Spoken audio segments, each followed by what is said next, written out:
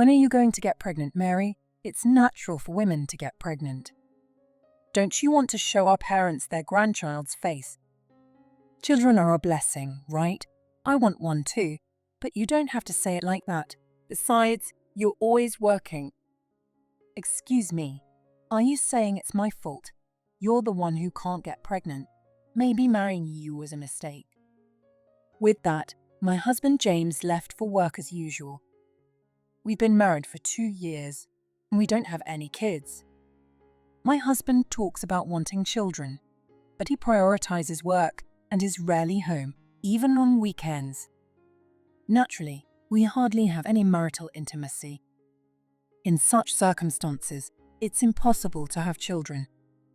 Yet, he keeps blaming me, saying things like women and wives. We can't even have a proper conversation about it. I see. That's tough, Mary. I really wonder what James is thinking. It's really awful. He wasn't like this when we first got married, especially lately. He seems so irritated. What should I do?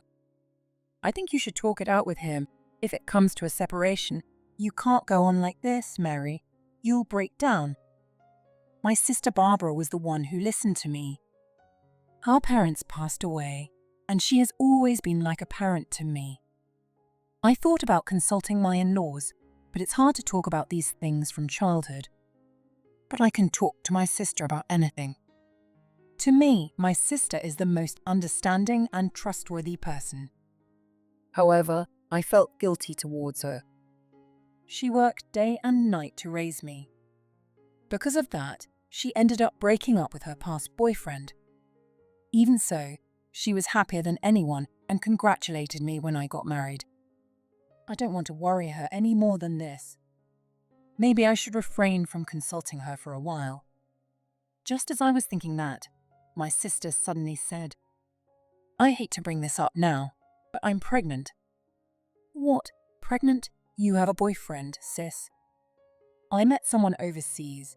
I haven't had the chance to introduce him, and you've been dealing with James." She felt it was hard to tell me because things weren't going well with my husband. I felt guilty when I realized that. My sister always thinks of me first. I'd be lying if I said I wasn't a bit envious, but I genuinely want to celebrate her.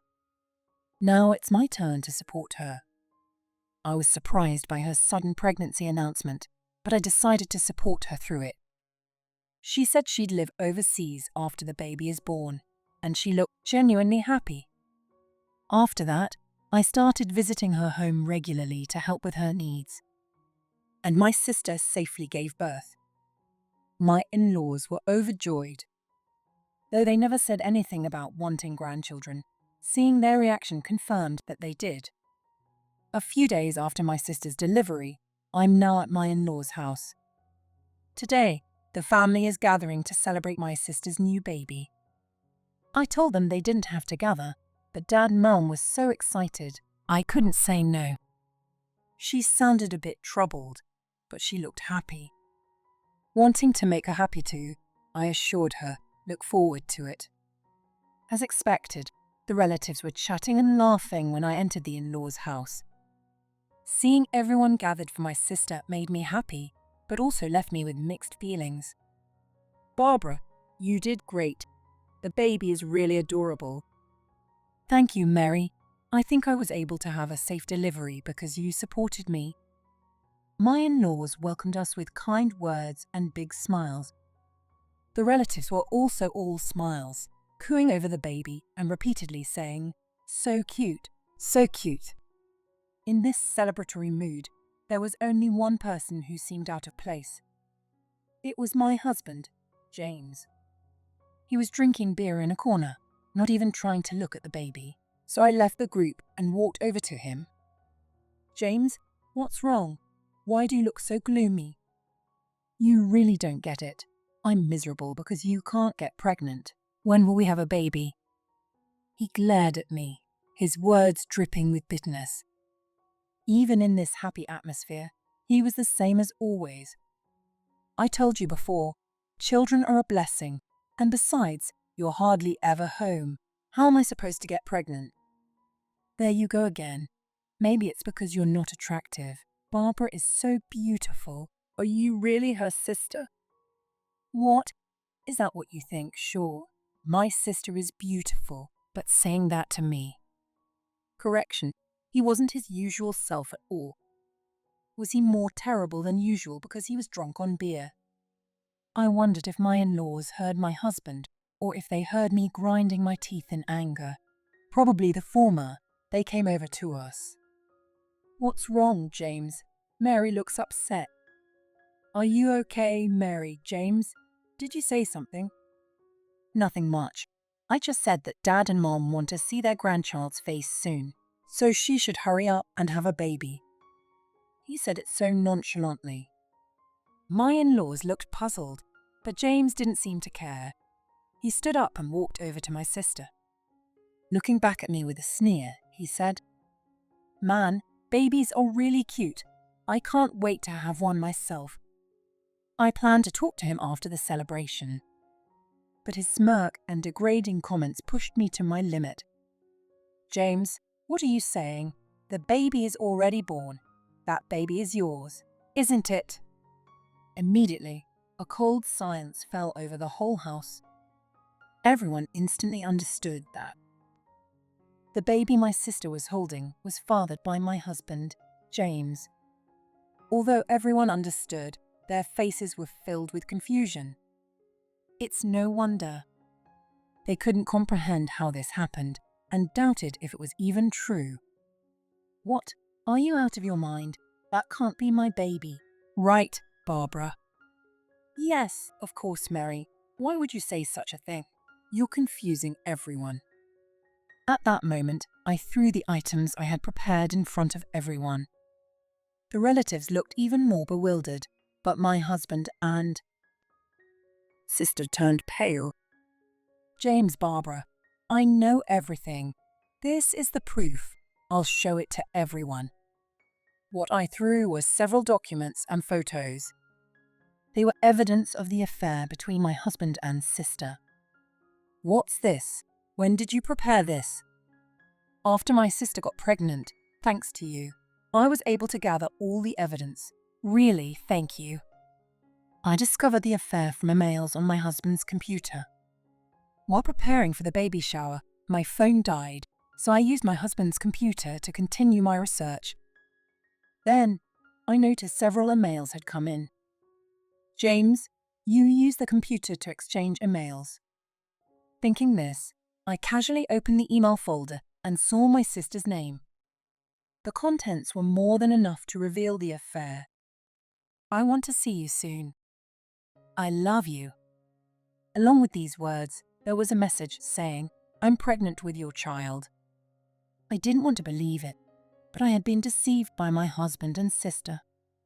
Was his staying out late because of the affair? I was more overwhelmed with why than anger. I hired a private investigator and gathered the evidence of the affair. "James, Barbara, explain yourselves. No, give us an explanation that makes sense. How could this happen, deceiving your wife and your own sister?" My in-laws had expressions of anger I had never seen before. The relatives could only look at my husband and sister with cold eyes. "No, everyone, it's not my baby. I never cheated. Please believe me." My husband tries to make excuses, but with the evidence right in front of them, no one believes him. He knows he's cornered, sweating profusely and struggling to find a way out. "James, it's okay. We can do a DNA test to be sure. How about we do it right away? That way, you can prove your innocence." "Right." As soon as I said that, he froze. Maybe he didn't think it would come to this, but he didn't foresee this outcome. How foolish. Everyone's gaze on him grew colder, mirroring my thoughts. Then my sister intervened. "I'm sorry. It's all my fault. I've been lonely for so long and envied my sister. Our parents are gone, and I've worked hard for my sister's sake.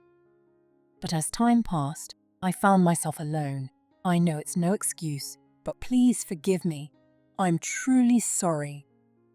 She knelt and apologized tearfully. My in-laws and relatives knew about our situation, so seeing her desperately apologizing changed the mood. While it was unforgivable, they saw her regret. But I felt differently. Because, sis, stop lying.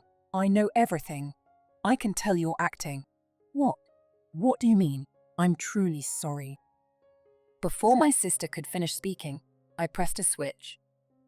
Everyone's expressions changed instantly. The switch I pressed was for a voice recorder.